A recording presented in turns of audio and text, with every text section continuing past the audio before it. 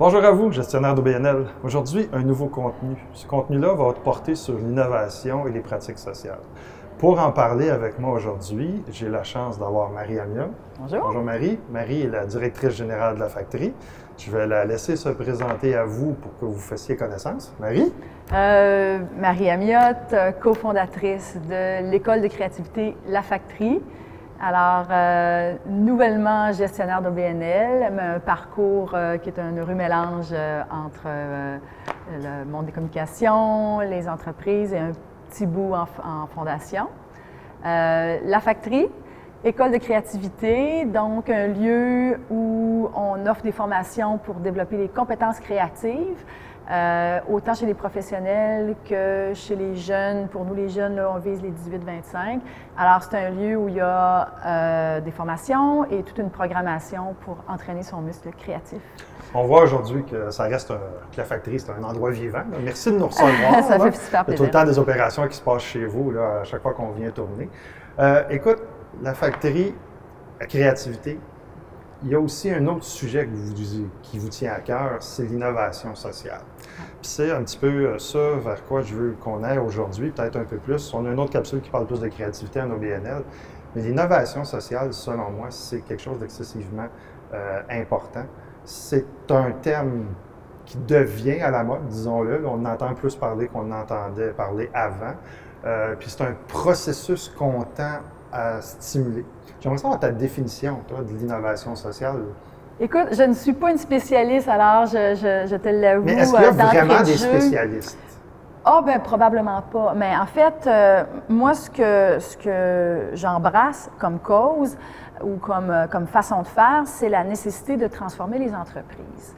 Et transformer les entreprises avec un devoir de redéfinir ce que signifie créer de la valeur. On a des enjeux de société immenses et il faut trouver des solutions. Et je pense qu'on ne peut pas passer à côté un regard nouveau sur les modèles d'affaires, puis encore là, générer de la valeur avec une variable collective. Fait que pour moi, l'innovation sociale, c'est de revoir nos façons de faire avec un angle différent sur l'impact court terme, moyen terme, long terme, l'impact économique, l'impact environnemental. Fait que, grande définition, mais c'est moi ce qui m'anime. Je pense que si on prend ce que tu dis puis on l'analyse un petit peu plus dans un contexte d'OBNL, parce qu'à la base, toutes les OBNL, théoriquement, ont une mission.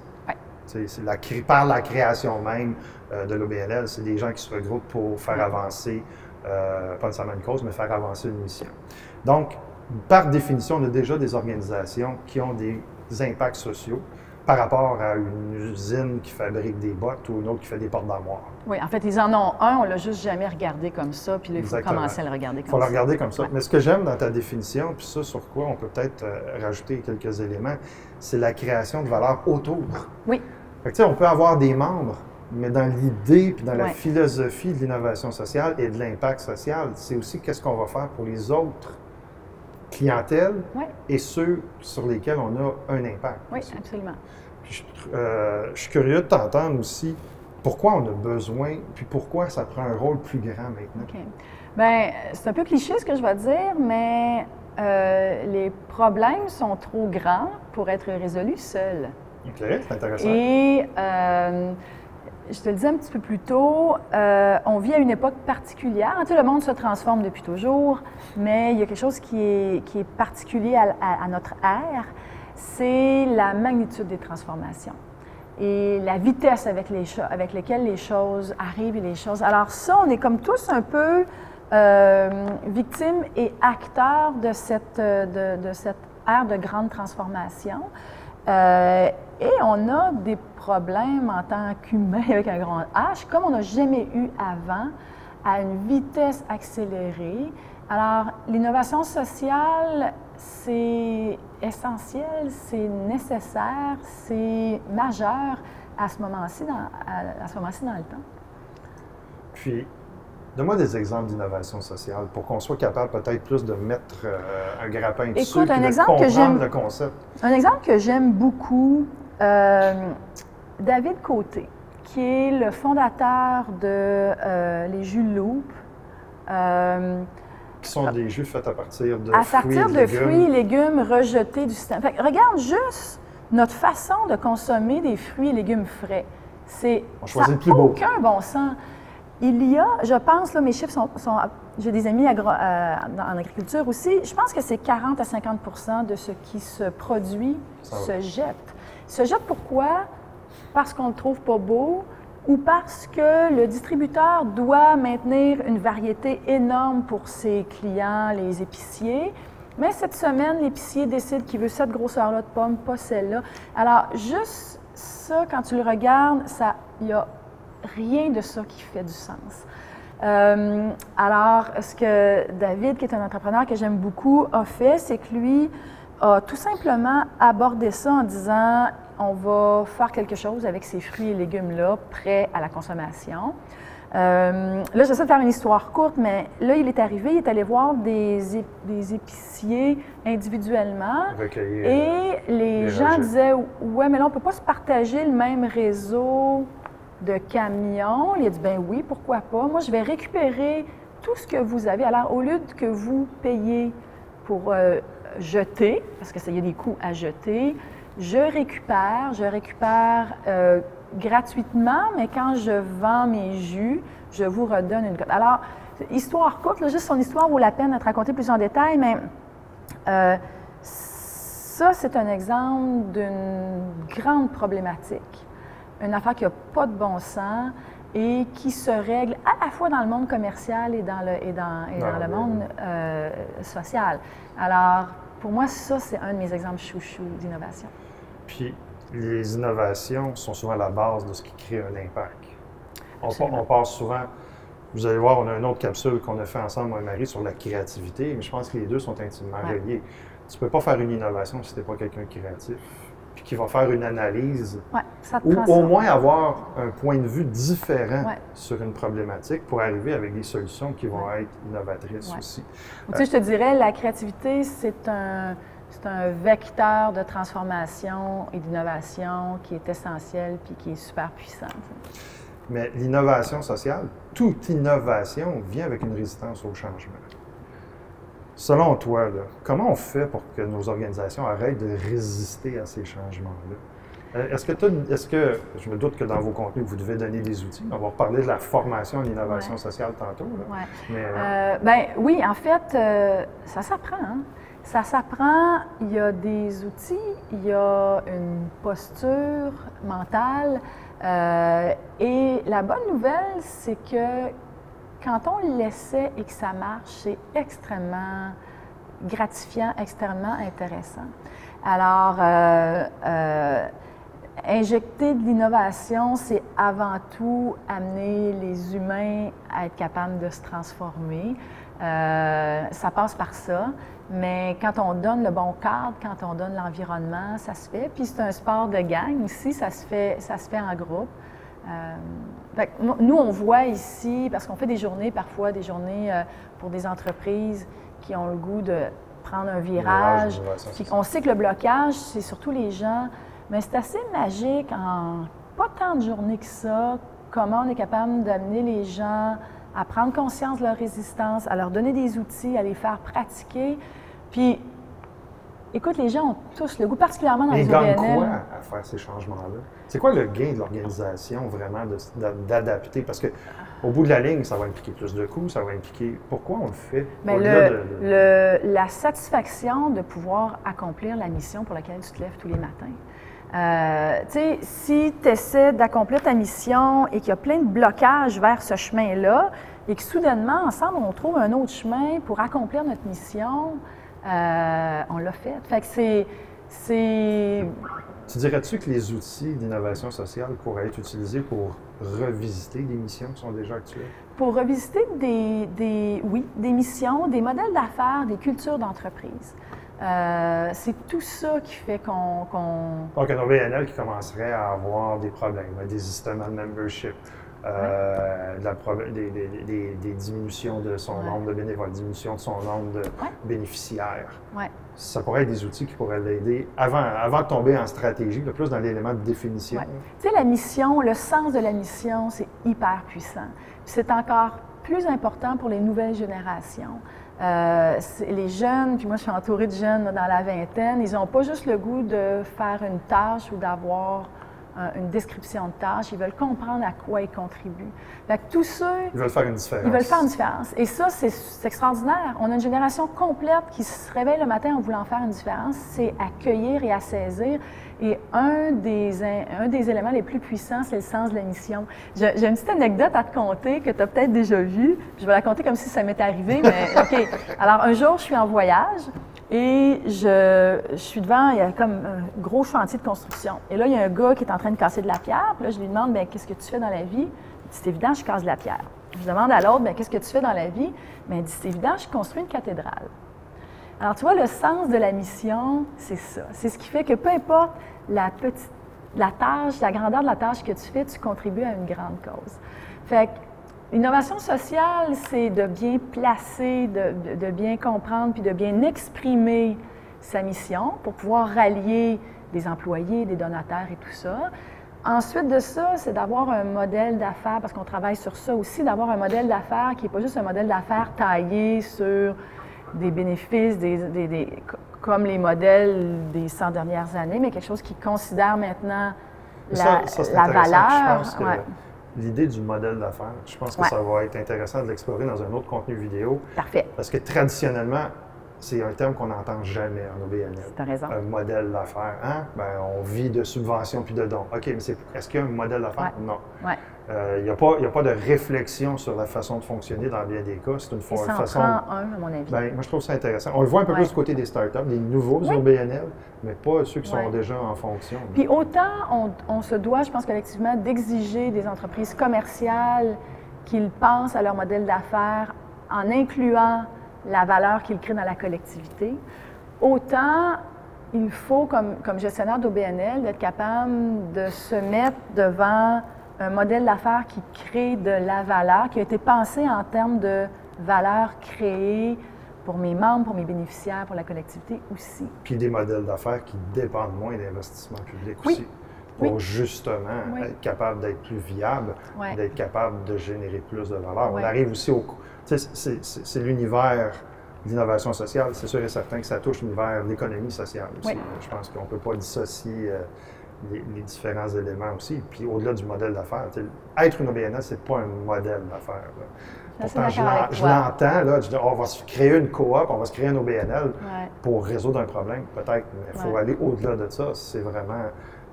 On l'a vu plus avec les éléments de design thinking qui sont des écoles de philosophie qu'on commence à intégrer, qui nous font réaliser qu'il y a plusieurs possibilités pour opérer une mission. Tu sais, qu'on soit une OBNL ou un vendeur de souliers, on est tous dans le même défi en ce moment d'attirer l'attention des gens. Il y en a qui vont entendre ça puis ils vont être complètement contents. OK, je vais compléter ma phrase, mais ce que je veux dire, c'est qu'on a tous le même défi d'attirer l'attention, de convaincre et de solliciter du temps ou de l'argent des gens. Moi, je suis d'accord avec toi. Et je sais, je comprends ceux que ça va probablement choquer parce que c'est sûr que de donner à une cause philanthropique, quelque chose de plus... noblesse. Il y a une noblesse, puis il y a un don de soi que tu n'as pas du tout quand tu t'achètes des souliers, on s'entend. Pas que chez Zappa. Oui, c'est ça. Dépendamment des compagnies de souliers. Mais on est hyper sollicité maintenant sur tout. Et oui, je peux avoir le goût d'aller voir un spectacle d'un artiste que j'aime, qui porte un message politique qui m'intéresse, et je vais avoir l'impression de faire quelque chose, que je contribue à quelque chose, comme je peux donner ou je peux acheter. Moi, j'achète tout le temps l'itinéraire, ça c'est mon petit dada. Moi, mais c'est plus tranché comme avant, je pense. Je pense que tu as raison, puis je pense aussi que c'est moins des camps aussi, tu sais, le milieu social, le milieu communautaire et le milieu des affaires. Maintenant, il y a des intersections où on se doit. J'ai écrit un texte sur les 5 mythes portés aux OBNL, dont il y en a un. Les OBNL sont des PME. Je l'amène avec le terme PME. Et les OBNL ont l'obligation de faire des profits. Je sais qu'il y a plein de gens qui les oreilles font des bourdonnements quand ils lisent mes textes, mais je vais à l'extrême. Mais il faut reprendre certaines philosophies pour s'assurer de certaines pérennités, puis s'assurer aussi de la création de valeur et qu'une organisation qui traditionnellement est tout le temps avec des... Ce que je trouve triste, puis ce que j'aime comme message dans l'innovation sociale, c'est d'arrêter aussi de dépendre des subventions, puis d'être plus créatif pour maximiser aussi ce qu'on est capable de faire et d'aller chercher des nouveaux services, secteurs et clientèle, et travailler là-dedans. Dans l'innovation sociale, vous avez monté une formation. J'aimerais ça que tu m'en parles un peu parce que c'est un produit unique actuellement, ce produit-là. Oui, en fait, c'est une formation qui s'appelle Leadership et Impact Social. Puis la prémisse de base, c'est qu'on ne peut plus gérer une entreprise maintenant, que ce soit du secteur privé ou du secteur public. Ou des secteurs philanthropiques. Là, en fait, peu importe le secteur, on ne peut plus gérer une entreprise maintenant si on ne prend pas conscience de sa création de valeur, comme on disait tout à l'heure, pour la collectivité et tout ça. Donc, c'est une formation qui dure 3 journées. Où on va amener les gens, première des choses, un peu à se poser puis à regarder ce qui se fait en ce moment, hein, parce qu'il n'y a personne qui a la science exacte. C'est quelque chose qui est en développement. Alors, on fait une réflexion sur des pratiques intéressantes, des nouvelles façons de faire, des grandes tendances en partant. Fait qu'il y a comme une espèce de mise à niveau pour tous de ces notions-là.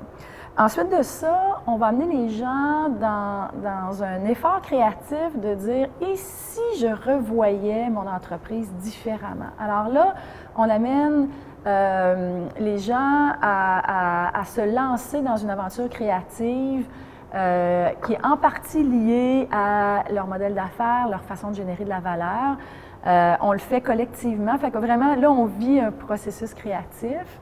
Et à travers tout ça, il y a beaucoup d'inspiration puis de façon de faire qui provient de gens qui ont des modèles hyper innovants. Fait que ces 3 jours-là sont pertinents pour différentes personnes. Je te dirais que pour des gens qui dirigent les OBNL, c'est vraiment de se mettre à niveau sur ce qui se fait de plus innovant en ce moment, de se forcer avec des bons outils à réfléchir sur notre façon de faire. Prendre le temps de réfléchir. Prendre le temps de réfléchir et avec des gens qui viennent de plein de secteurs, d'être capable de se donner des projets concrets. Fait que c'est 3 jours où on s'ouvre les yeux, on se fait inspirer, on se lance un peu dans le vide de « what if hein? », et si on faisait ça comme ça, puis on repart avec des outils, des trucs concrets. Ça, c'est, je pense, ma meilleure façon de le présenter pour des OBNL. Évidemment, on attire aussi des gens qui viennent de grandes entreprises parce qu'eux aussi, générer de la valeur avec un impact collectif. Oui, puis on a les moyens aussi. On a les moyens aussi. Des gens du secteur public qui sont des gestionnaires de programmes, qui sont des gens qui donnent des fonds, dirigent des programmes, doivent eux aussi l'aborder de façon innovante et non pas juste avec les... Alors, tout le monde va faire les mêmes formulaires qu'il y a 50 ans. La même reddition de compte. Oui. Puis je pense qu'on n'a pas des réponses. À la factory, on ne donne pas des réponses. On donne un cadre pour que les gens évoluent et trouvent des solutions et des idées nouvelles ensemble. Alors, ça reste que c'est 3 jours extrêmement enrichissantes. Tu sais, à un moment donné, sortir du quotidien, là, élever l'hélicoptère un peu, aller jouer avec d'autres mondes qui ne sont pas le même monde avec qui je joue d'habitude, c'est hyper enrichissant. Effectivement. Prendre le temps de réfléchir sur son organisation. Ouais.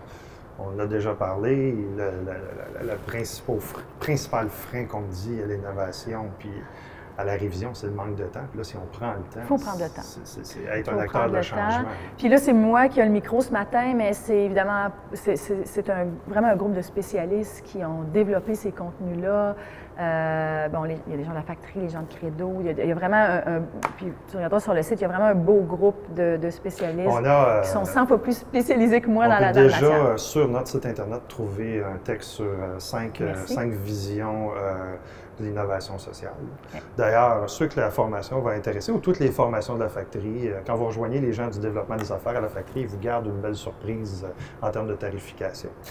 Marie, j'aimerais ça qu'on se quitte sur un petit peu ta vision de l'avenir sur l'impact social et l'innovation sociale.